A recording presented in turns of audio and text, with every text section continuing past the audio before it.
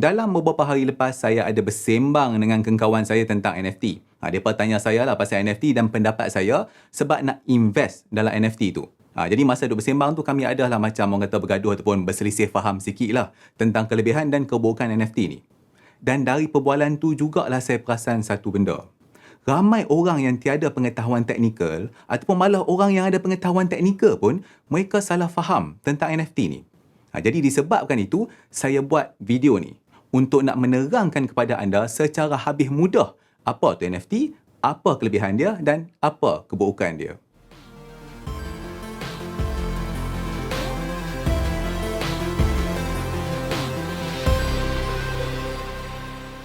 Kita mulakan dulu dengan benda yang paling asas. Cara ekonomi kita ni berfungsi adalah kita semua ni bekerja untuk dapatkan duit, kemudian duit tu kita akan gunakan untuk nak beli sesuatu. Okey, kalau dulu-dulu kita akan beli benda macam makanan, macam pakaian, rumah ke barang elektronik ke apa sajalah kita beli semua tu kan. Tapi sekarang ni ekonomi dah banyak berubah apabila manusia ni kan dia mula membeli benda-benda digital. Okey, benda digital ni dia bukan bermaksud kita pergi beli barang dekat Shopee ataupun Lazada. Benda digital ni maksudnya kita beli satu benda yang hanya berguna dalam dunia digital. Okey, contoh yang paling mudah adalah orang-orang yang suka main game. Okey, saya ambil contoh mereka kan. Mereka akan beli baju ke ataupun senjata ke dalam game tu. Benda tu hanya boleh dipakai dekat situ. Tak boleh nak dipakai tempat lain. Itu adalah satu contoh beli benda digital. Okey, disebabkan itulah kan, ramai orang yang cuba untuk nak hasilkan barang-barang digital untuk dijual dalam dunia digital ni. Okey, contohnya macam pelukis kan, tu salah seorang. Okey, tapi isu nak jual barang digital ni, dia ada masalah dia sendiri. Okey, saya ambil contoh pelukis tadi tu. Kalau saya lukis satu lukisan, maka lukisan tu kan, dia adalah unik sebab hanya ada satu saja dalam dunia ni kalau saya buat satu saja. Dan benda tu tak boleh ditiru oleh orang lain secara 100%. Malah kalau ada orang tiru sekalipun, itu adalah orang lain yang lukis, bukan saya yang lukis. Jadi nilai dia tu tak sama.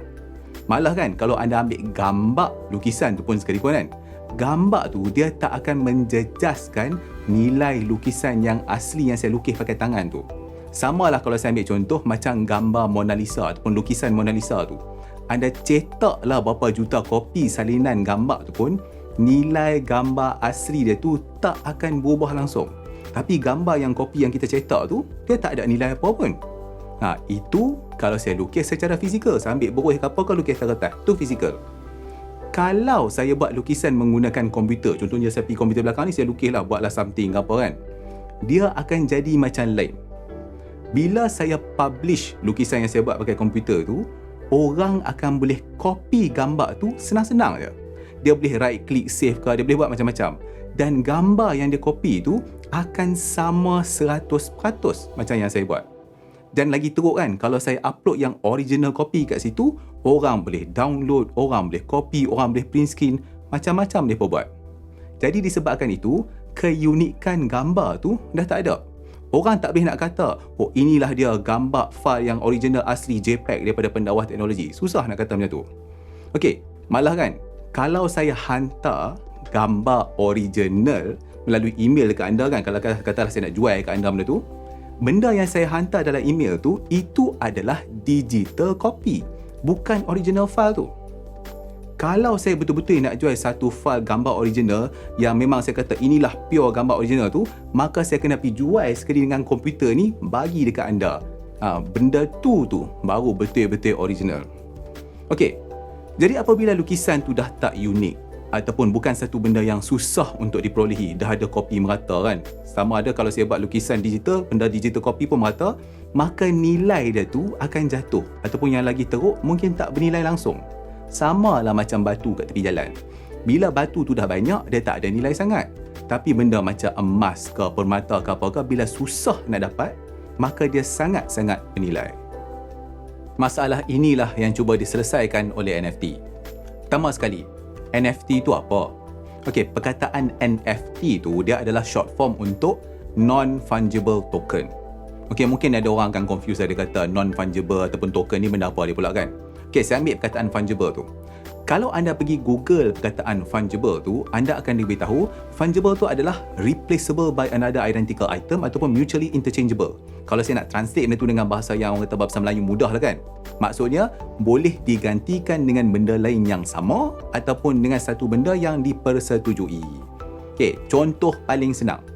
Kalau anda bagi dekat saya duit RM1 ni, contoh kan, anda bagi dekat saya duit RM1 kan, maka saya boleh ambil duit RM1 anda tu dan saya boleh ganti dengan duit RM1 yang ada dalam poket saya. Nilai RM1 itu sama. Walaupun nombor siri dekat atas duit RM1 itu tak sama, tapi dua-dua RM1 tu boleh ditukar ganti untuk nilai yang sama. Itu satu contoh fungible. Ataupun saya bagi contoh yang kedua lah kan. Saya nak pergi beli keropok dengan harga RM1. Saya pergi bagi RM1 kat orang tu, maka lepas tu saya dapat keropok. Maksudnya, saya bersetuju nilai keropok tu adalah sama dengan nilai RM1 yang saya bagi kat dia tadi. Itu maksud fungible.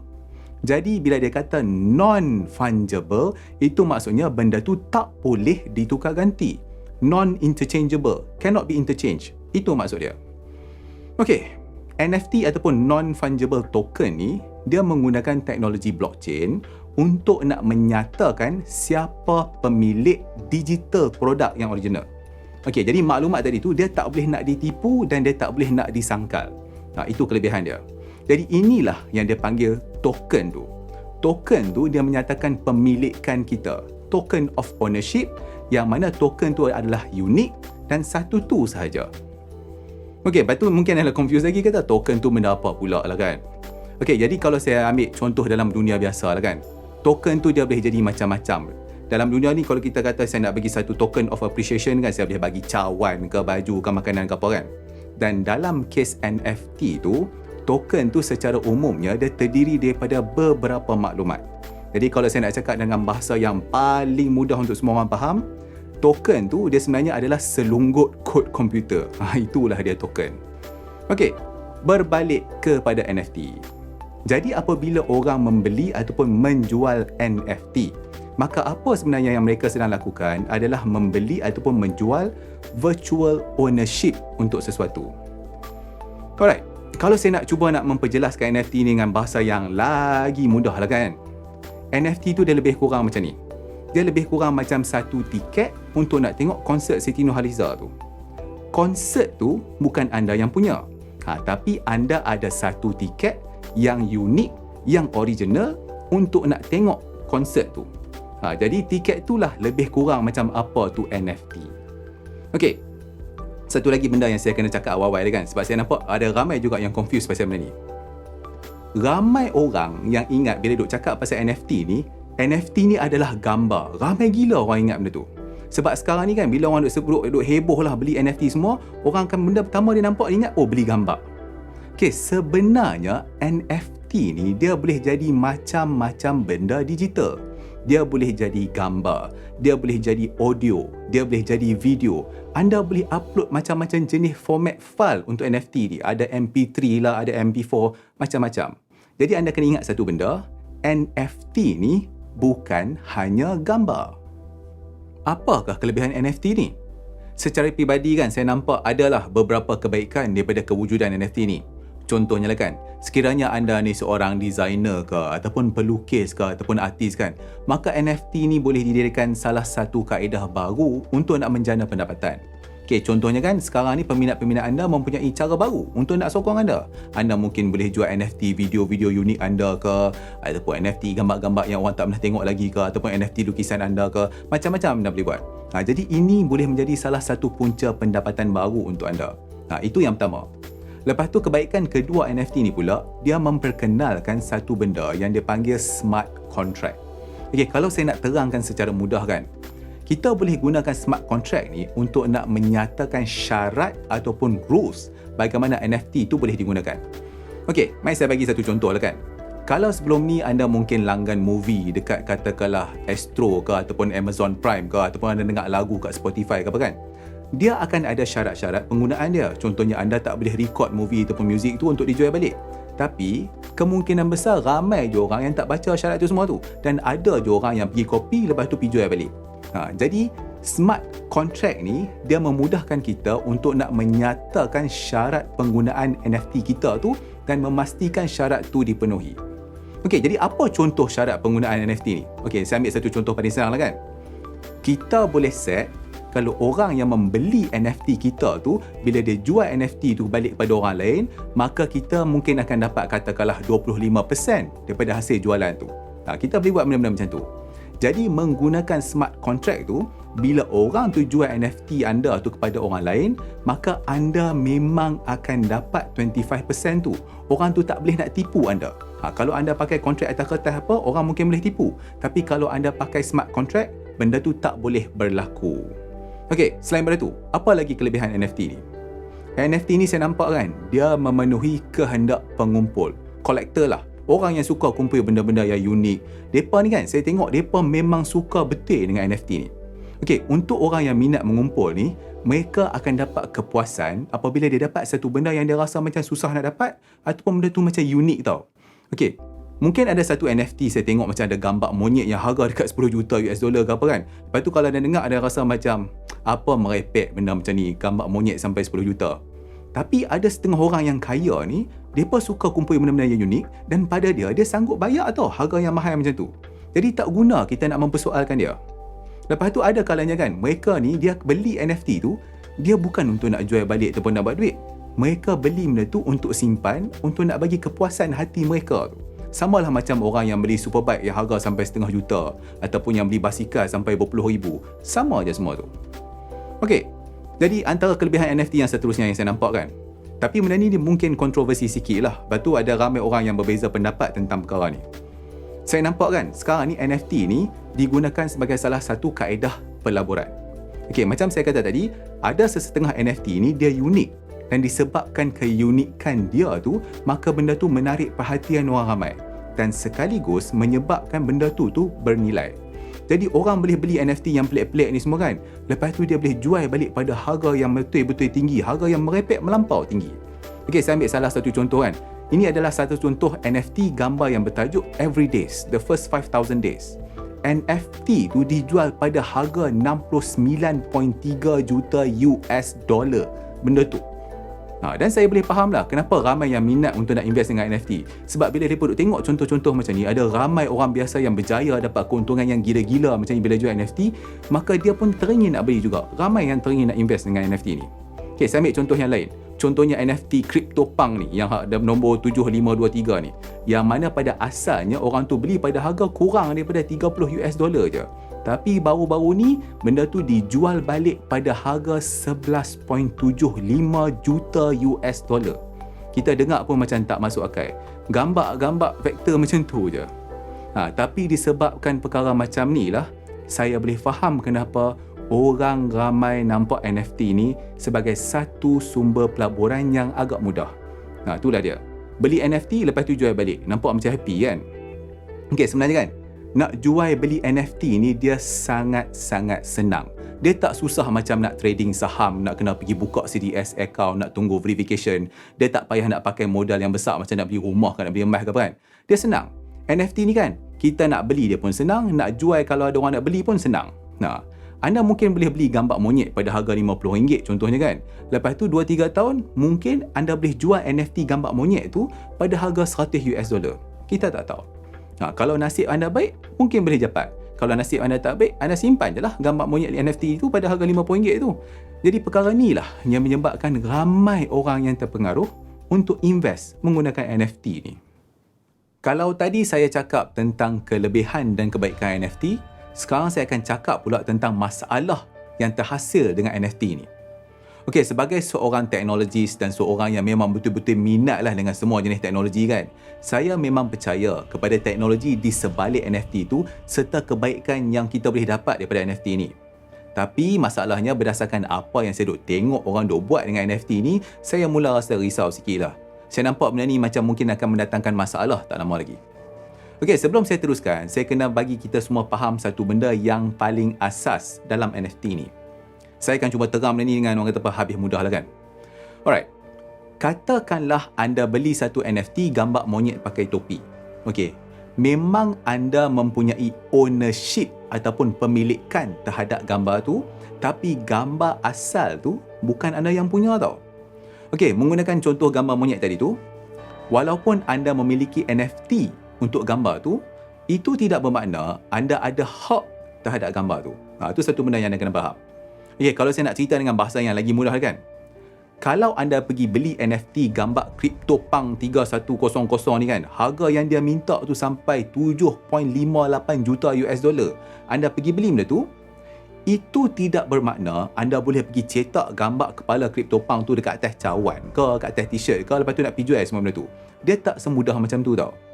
Okay, NFT tu, dia cuma beritahu anda adalah pemilik digital copy gambar CryptoPunk tu.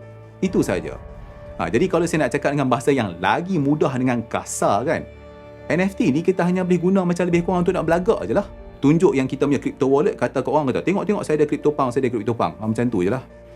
Okay, satu lagi benda kan, kalau bagi orang yang tak tahu CryptoPunk tu benda apa, CryptoPunk tu dia adalah NFT gambar vektor kepala orang yang dijual pada harga yang mahal yang tak masuk akal, sampai berjuta-juta US dollar. Kita tengok kata kat manalah datang nilai berjuta US dollar tu. Tu satu cerita dia. Okey, jadi kalau dibuat anda beli CryptoPunk tu, lepas tu tiba-tiba satu hari nanti orang tak minat dah dengan CryptoPunk tu, maka habis macam tu sajalah. Mungkin ada orang akan cakap, dia kata, oh benda NFT ni dia akan kekal sepanjang zaman sebab ini adalah investment yang bagus kerana kita menuju ke zaman metaverse lah apalah. Benda-benda macam tu lah saya duk dengar orang nak sembang kan. Okey, mari saya kongsi satu benda dengan anda tau. Saya pernah dengar ayat yang lebih kurang sama masa orang duk suruh beli saham Facebook. Katanya dia kata mustahil sampai ke kiamat, dia kata saham Facebook nak jatuh. Dia kata Facebook ni company yang besar, pakai satu dunia, mana boleh jatuh. Tapi Tuhan nak tunjuk tu saja. Dalam beberapa hari lepas, saham Facebook tu jatuh teruk mendadak punya teruk. Tak pernah jadi dalam sejarah. Facebook ataupun sekarang ni kita kenal dia sebagai Meta kan, dia punya nilai tu dia jatuh sampai 251 bilion jatuh gila-gila. Berita ni heboh satu dunia.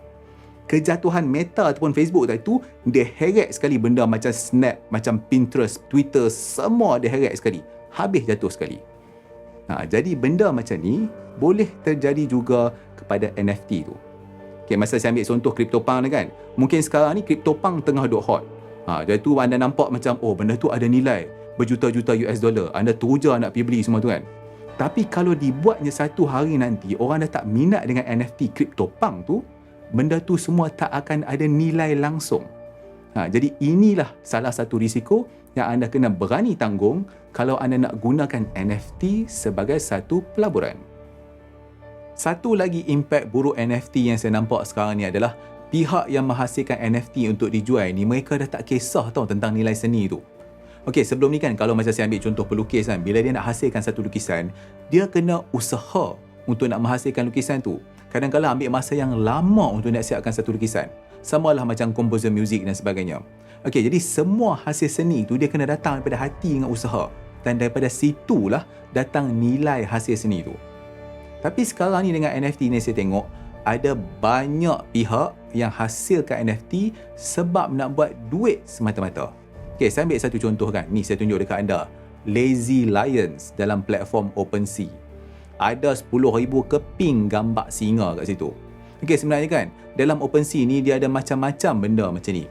Ada monyet lah, ada singa, ada kucing lah, kepala orang lah. Semua ada. Alright, jadi pihak yang hasilkan NFT ni, dia bukan pergi lukis satu-satu gambar singa tu sampai 10,000 keping tau. Dia mungkin dia akan lukis dalam 50 keping. Lepas tu selebihnya tu, dia akan generate menggunakan komputer. Dia ada komputer code yang boleh generate benda tu. Okey, kalau anda tak percaya kan, ni saya tunjuk dekat anda satu guide yang ajar anda cara untuk generate NFT anda sendiri. Anda nak buat berapa puluh ribu keping, suka hati anda. Lepas dah buat, dah keluar benda tu kan, anda pergilah jual dekat platform macam OpenSea ke ataupun pentas dan sebagainya. Semua boleh pergi buat. Jadi sebab tu lah kan, ada pihak yang tak iktiraf NFT ni sebagai seni. Contohnya Wikipedia. Dia tak iktiraf NFT ni sebagai seni. Okey, memang saya tak boleh nak nafikan seniman sejati boleh gunakan NFT. Tapi dalam masa yang sama juga dengan NFT boleh digunakan oleh orang yang mengaku diri dia sebagai seniman walaupun dia tak layak. Itu belum lagi ambil kes yang orang pergi ambil lukisan orang ataupun hasil kerja orang lain, lepas tu pergi jual sebagai dia punya NFT lah apa. Dah banyak ada isu-isu macam tu. Okay, itu kalau saya cakap pasal seni tau. Okay, dia ada lagi satu benda yang buat saya rasa lagi merepek sekarang ni, dan saya siap orang kata apa bertengkar lah sikit dengan kawan saya bila duduk bincang pasal hal benda tu. Ni saya nak tanya anda kan, adakah anda tahu sekarang ni mereka duk jual tanah secara virtual? Mereka menjual digital land. Dan salah satu platform yang popular untuk nak jual beli tanah digital ni, nama dia adalah NextEarth. Okay, NextEarth ni kalau anda buka, dia nampak macam Google Earth. Anda boleh search tempat, dia sebiji macam Google Earth, Google Map, macam tu lah lebih kurang kan. Okay, ni saya tunjuk dekat anda satu contoh tau. Ni saya pergi tengok kat kawasan Putrajaya ni kan. Ni saya tunjuk kat anda. Anda boleh tengok tau, dah ada orang pergi beli Masjid Putra ni area ni. Anda tengok dia tulis kat sini berapa tau? Market value sekarang ni berapa? Tengok. 116.7 USDT lebih kurang macam tu lah. Ni kalau kita convert kepada duit kita dalam lebih kurang dalam RM500 macam tu. Ni ada information lagi kat sini. Dia kata orang ni dulu beli dalam harga dalam 18.8 USDT. Lebih kurang dalam RM80. Jadi dulu dia beli RM80, sekarang nilai dalam RM500. Jadi kononnya tempat kat situ nilai tu naik lah kan. Jadi disebabkan perkara ni lah kawan saya cakap, dia kata kita kena pergi beli benda ni, lepas harga dia naik kita jual, dapat untung daripada situ. Itulah yang mana kami berselisih pendapat. Saya kata macam ni saja kat dia, kalau anda pergi beli seluruh Putrajaya dalam platform NextEarth tu sekalipun, anda boleh buat apa? Siapa yang nak pergi beli Putrajaya dalam NextEarth tu daripada anda? Walaupun kalau anda tengok dia kata value NextEarth pada waktu tu sampai 1 bilion, siapa yang nak beli pada anda? Lepas tu kan, bila anda beli Putrajaya dalam NextEarth tu, anda hanya beli dalam platform tu saja. Kalau ada orang lain pergi buat platform baru, okay, katakanlah saya pergi buat satu platform baru nama Dunia Baru dan saya pergi letak Putrajaya dalam tu pula. Jadi apa kelebihan beli Putrajaya dalam NextEarth? Tu satu. Lepas tu saya tanya lagi. Lepas tu kalau anda beli jugalah Putrajaya dalam NextEarth tu, anda boleh buat apa dekat situ? Anda bukan boleh pergi buat rumah sekalipun. Tak ada kegunaan langsung benda tu. Kalau macam contoh lah kan, kalau kita nak beli benda tu suka-suka, seronok-seronok saja nak test beli, saya tak kisah tau. Tapi kalau nak beli untuk investment ni kan, pada saya macam, minta maaf lah saya cakap, saya rasa tu habis merepek lah. Dan inilah masalah kita sekarang ni. Ramai yang cuba nak justifikasikan satu benda yang merepek. Okay, ramai yang nak ikut trend. Dan disebabkan itu juga kan, ramai yang mungkin akan rugi ataupun mungkin dah rugi dah pun. Okay, dia macam ni tau. Sebenarnya kan, saya tak kisah tau kalau anda nak, kalau macam orang kata apalah, kalau anda ada duit yang berlungguk banyak, ataupun pendek kata kalau ada duit, anda nak pergi beli NFT gambar beruk pakai spek ke, anda nak beli NFT gambar kuda kepang ke apa ke yang harga sampai 100 juta ringgit ke apa ke, ataupun anda nak pergi beli seluruh Malaysia dalam NextEarth tu, anda boleh buat. Itu adalah duit anda. Itu adalah hak anda. Kalau anda nak bawa keluar duit anda, duit kertas tu nak pergi bakar sekalipun, itu adalah hak anda, suka hati anda. Tapi kalau anda tak ada duit, janganlah sampai pergi bergadai, pergi pinjam dekat orang kononnya nak melabur dalam NFT sebab terpengaruh dengan orang lain. Itu adalah merepek dan bahaya. Jadi selepas anda dah dengar saya cakap tentang NFT ni, apa pandangan anda? Adakah anda rasa NFT ni mungkin menjadi satu bentuk scam baru dekat dunia ni, ataupun mungkin anda tak bersetuju langsung dengan saya kan? Okay, sambil tu saya nak tanya dua benda. Anda berminat tak untuk nak tahu cara untuk nak jual ataupun beli NFT menggunakan platform yang saya sebut tadi? Contohnya macam OpenSea ataupun platform tempatan macam pentas.io tu. Ini bukan untuk investment tau. Saja saya nak tunjuk dekat anda daripada segi teknikal macam mana nak buat benda tu. Okay, ataupun tadi kan saya dah cakap kan, ada orang tunjuk guide cara nak buat macam coding bagi menghasilkan 10,000 gambar tu kan. Anda berminat tak untuk saya ajar anda cara nak buat kod tu? Jadi kalau anda berminat untuk video-video macam tu, maka silalah komen dekat bawah video ni. Okay, sebelum saya akhiri video ni, saya sampaikan pendapat ikhlas saya sebagai rumusan kepada episod kali ni. Kalau anda berminat dengan satu-satu NFT, contohnya seperti gambar NFT, CryptoPunk ke apa ke kan, dan kalau anda ada duit, anda beli sajalah benda tu. Sebab itu adalah minat anda, duit anda, hak anda. Bila benda tu dia adalah minat, walaupun satu dunia ni kata benda tu tak ada nilai, ia tetap akan bernilai untuk anda. Tapi, nasihat saya untuk orang yang ingin nak melabur menggunakan NFT ni, jangan tergesa-gesa pergi beli NFT dengan harapan nilai NFT tersebut akan naik dan anda duk buat benda tu semata-mata untuk nak buat duit saja. Sebab kalau anda buat macam tu, anda boleh melakukan kesilapan. Jangan mudah terpengaruh dengan trend. Itulah dia. Okey, mungkin ada orang yang akan marah dekat saya bila saya kata macam ni kan. Tapi pada saya senang saja. Lebih baik anda marah dekat saya daripada anda sedih dan menyesal sebab rugi. Itu saja. Okey, kita dah sampai kepada penghujung episod kali ini. Jadi kalau episod ni mendatangkan manfaat kepada anda, maka saya harap anda sudilah untuk nak like video ni dan juga subscribe kepada Pendakwah Teknologi kalau anda tak subscribe lagi. Okey, tapi apapun, saya nak ucapkan terima kasih kerana menonton. InsyaAllah kita akan jumpa lagi dalam episod yang seterusnya. Assalamualaikum.